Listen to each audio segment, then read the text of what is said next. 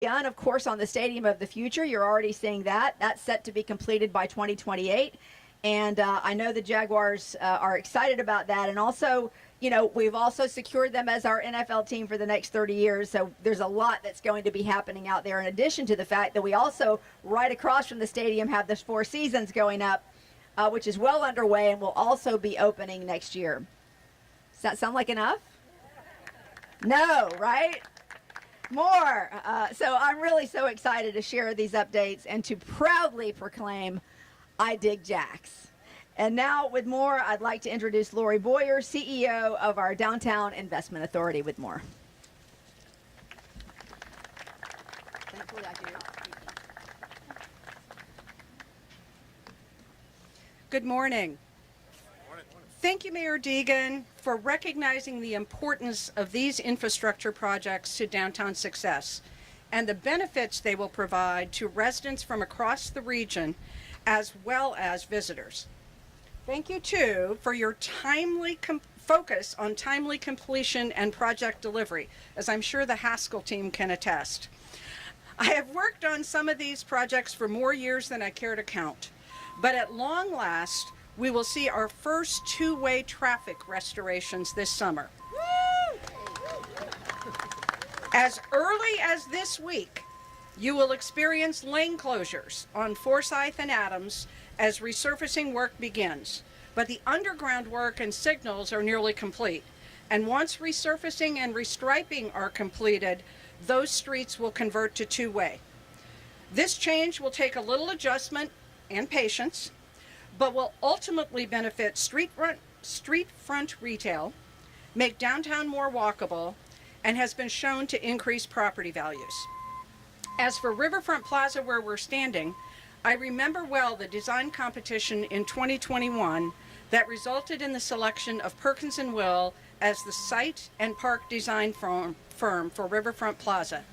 Their design is taking shape before our eyes, with the Park Pavilion building, which you see behind you, rooftop playground that will be on top of that, the large flex lawn that will be where we're standing, and the plaza connecting to the Performing Arts Center, so no longer a loading zone separating the park from the Performing Arts Center, and an open view corridor down Laura Street to the river, not to mention a new, more resilient bulkhead. The Phase 1 park project you see before you is expected to be complete by year end. And last week you learned that we are taking to the DIA board an opportunity to develop the private development parcel in the northeast corner of the site. This is northeast corner next to Main Street Bridge and the Wells Fargo building, that closely adheres to the original Perkins & Will design, including the hotel use that helps support park programming and maintenance financially. Many other exciting projects are under construction too. The new Metropolitan Park Marina and Marina Support Building are just beginning, while the parks at River's Edge, funded entirely by the South Bank Tax Increment District without any general fund dollars, will be opening in phases beginning this spring.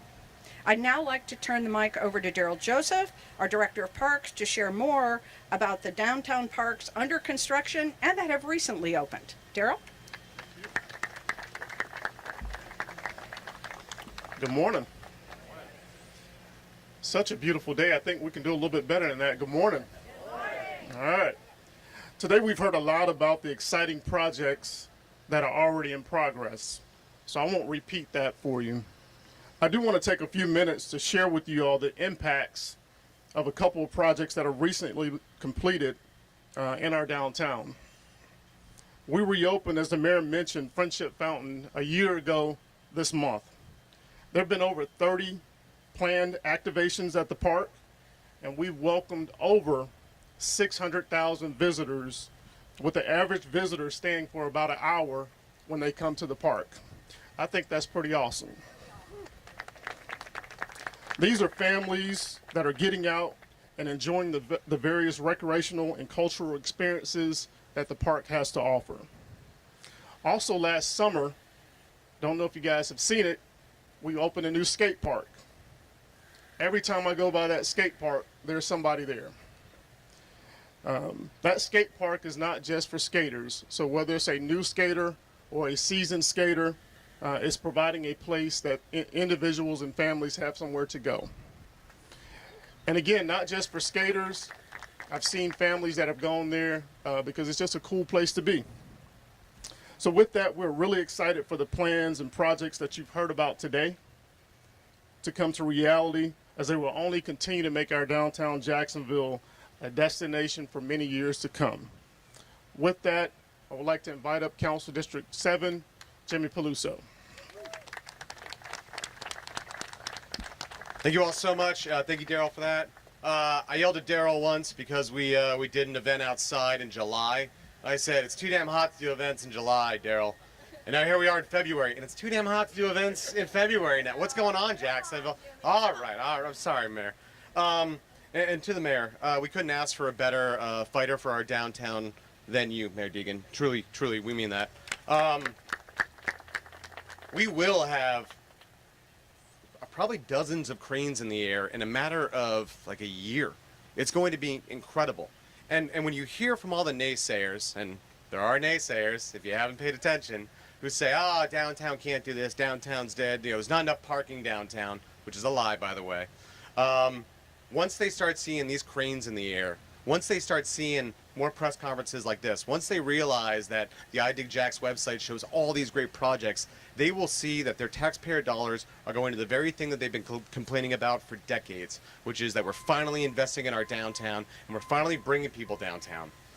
As we stand here in this beautiful park, and what's going to be a beautiful park, it's going to be a connection to the Emerald Trail, to the Riverwalk. It's going to be the home plate, if you will, for our city. And as a city council member for District 7, District 7 is bigger than just downtown. It is. But the surrounding neighborhoods that I represent wouldn't exist if it wasn't for our downtown. And this entire city wouldn't exist if it wasn't for our downtown. And for us to want to be that great city in the 21st century that brings in young talent, we have to invest in our urban core. We have to invest in our downtown. And we luckily have a mayor and a city council that are working in tandem to make sure that gets done. And when we start seeing those cranes in the air, everyone's going to know it. So thank you all so much for being here. And do we have shovels? What are we doing here? All right, thank you all. No shovels, but because the shovels are already in the ground and the cranes and everything else, we really just wanted to provide you with a view. With an update, because you hear a lot of things and a lot of times it seems like it takes things forever to get going, but we want you to know that one of the things that we have been very intentional about is what we call chop projects at City Hall. We like deadlines. And we don't like to go over those deadlines. And so our goal is, if we can continue to move forward on these projects, move forward on schedule, on time, make sure that we are intentionally moving forward, then you're going to see all of this really reach a completion date, a lot in tandem, a lot of it in tandem, and a lot of it one right after the other. And it's going to take a lot of love and intention and focus to make sure that all of these riverfront parks and these projects continue to receive the love they deserve. And we're going to make sure that they get that. So if anybody has any questions, we're happy to answer. You've got everybody up here you could possibly want to ask about downtown. Otherwise, thank you all so much for taking the time to come take a look, and make sure you get the QR code and keep up to date on these wonderful projects.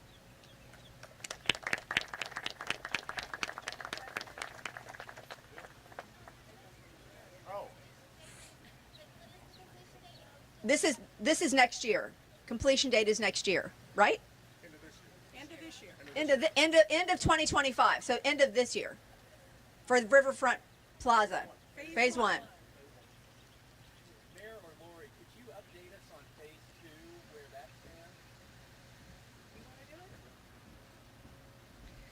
stands? Phase 2 has been designed by Perkins & Will. It's part of the Haskell contract.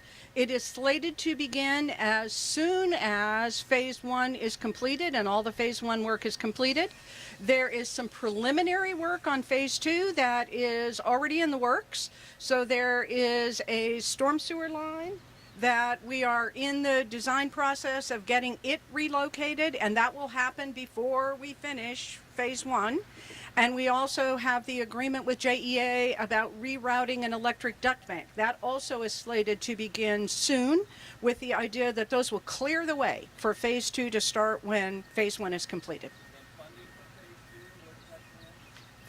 Funding for phase 2, to my knowledge, was provided in the CIP by City Council last year.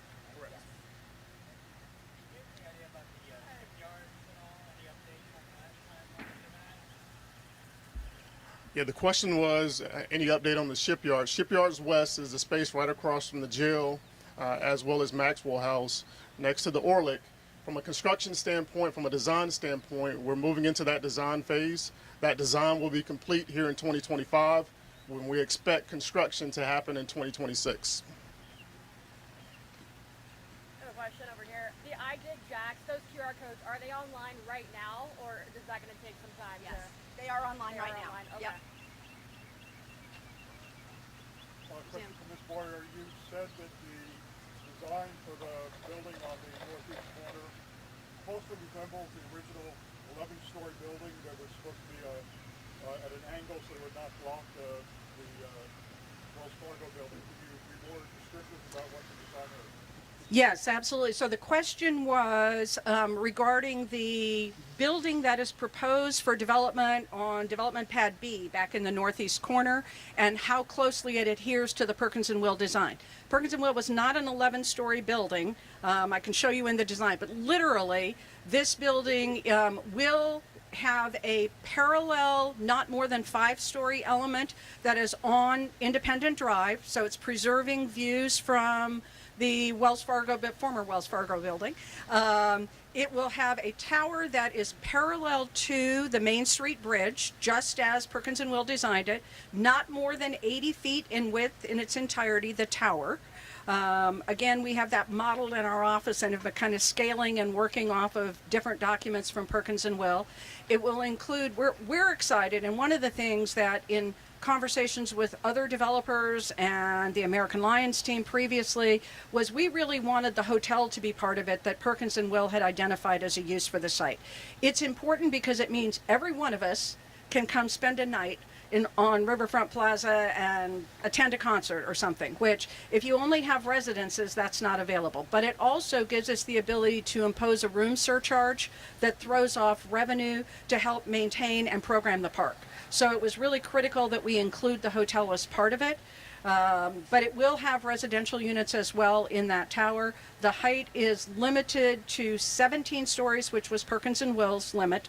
And so it is really closely, and it has a 5,000 square foot public plaza that overlooks the park on the top of the parking garage. So all of the space on the top of the parking garage, first floor of that, is restaurant and space that can spill out onto this plaza. And then the plaza essentially provides, you know, third floor outdoor seating for people to also enjoy the park, views of the river, etc. So we're very excited that we got somebody to commit to do that plan.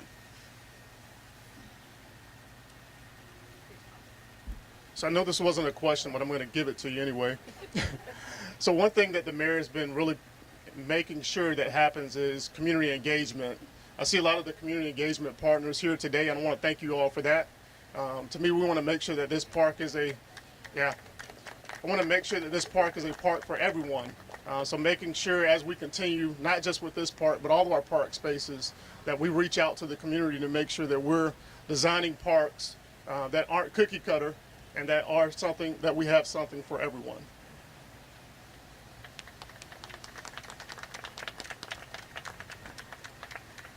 Okay, everybody. Thank you for coming. We appreciate you. Go tell everybody I dig Jacks.